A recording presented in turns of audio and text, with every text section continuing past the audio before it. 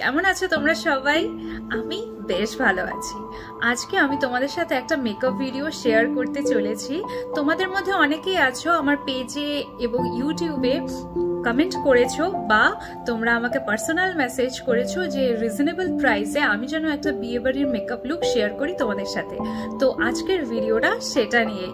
আশা করি তোমরা পুরো ভিডিওটা দেখবে এবং আমাকে কমেন্ট করবে ভিডিওটা তোমাদের কেমন লাগলো।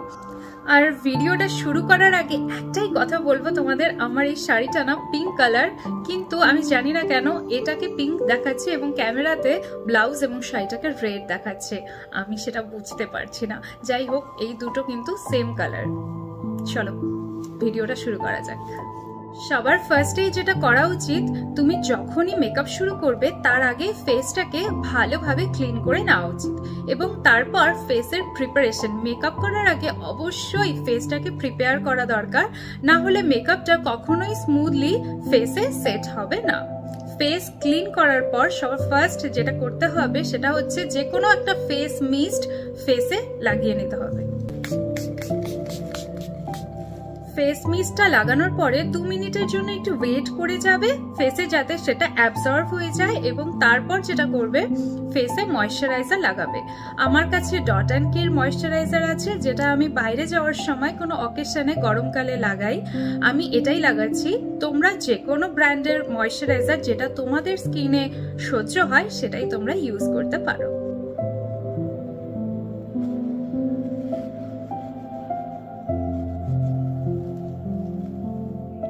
গরমকালের জন্য চেষ্টা করবে কোনো হেভি ময়শ্চারাইজার না লাগাতে। যাদের স্কিন খুব ড্রাই হয়ে যায় গরমকালেও তারা লাগাতে পারো, কিন্তু যাদের স্কিন নর্মাল তারা চেষ্টা করবে একটু ওয়াটার বেসড বা হালকা যে ময়শ্চারাইজারগুলো আছে সেটা ইউজ করতে। তাহলে কি হয়, ফেসে মেকআপটা অনেক বেশি লং লাস্টিং হবে, মেকআপটা সহজে ঘেমে যাবে না। আমি এখন ফেসে কোনো রকম সানস্ক্রিন ইউজ করছি না, তার কারণ আমি জাস্ট মেকআপটা ভিডিও করে তোমাদের সাথে শেয়ার করছি, বাইরে কোথাও বের হচ্ছি না। কিন্তু তোমরা যদি দিনের বেলায় বাইরে কোথাও মেকআপ লুক এরকম সেজে বের হও তাহলে অবশ্যই সানস্ক্রিন লাগাতে ভুলবে না। নেক্সট আমি যেটা ইউজ করব ফেসে সেটা হচ্ছে প্রাইমার, এবং আমি আজকে ইনসাইটের এই প্রাইমারটা ফেসে ইউজ করব।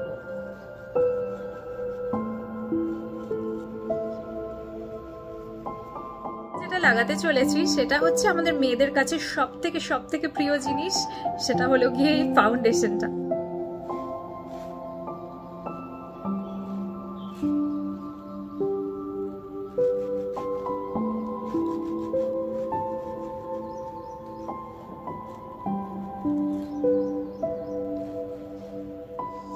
এরপর কনসিলারের জন্য আমি যেটা লাগাচ্ছি সেটা হচ্ছে মেবলিনের এই কনসিলারটা আমি ইউজ করছি। এটা হচ্ছে মেবলিনের ইনস্ট্যান্ট এজ রিউইন্ডের কনসিলার। এটা আমার ভীষণ প্রিয় আরেকটা কনসিলার।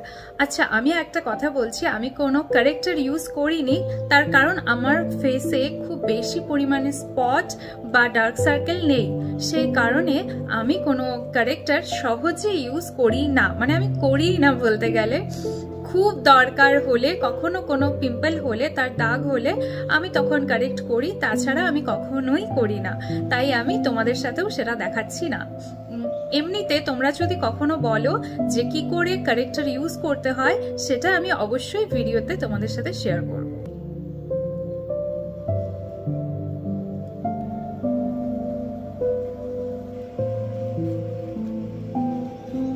আজকে আমি ব্লাশের জন্য আমার প্রিয় একটা ব্লাশ ইউজ করছি, সেটা হচ্ছে আর্থ রিদিমের লিপ অ্যান্ড চিক টিন্ট। এটা কিন্তু 3টা শেডের হয়, তো 3টা শেডের মধ্যে এই শেডটা আমার সব থেকে প্রিয়। 3টাই আমার কাছে রয়েছে, কিন্তু এটা আমার কাছে সব থেকে প্রিয়।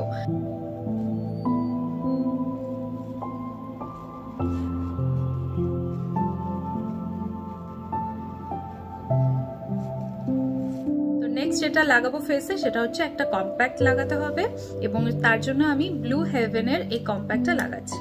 এটাও আমি ডেইলি বেসিসে ইউজ করি। এভাবে নেবে, নিয়ে এক্সেস যে প্রোডাক্টটা থাকবে সেটা হাতে এভাবে মিশিয়ে নিয়ে তারপর এভাবে লাগাতে হবে। কেমন? ফেসটাকে একটু হালকাভাবে কন্ট্রোল করার জন্য আমি মাইগ্ল্যামের এই কন্ট্রোলটা ইউজ করছি।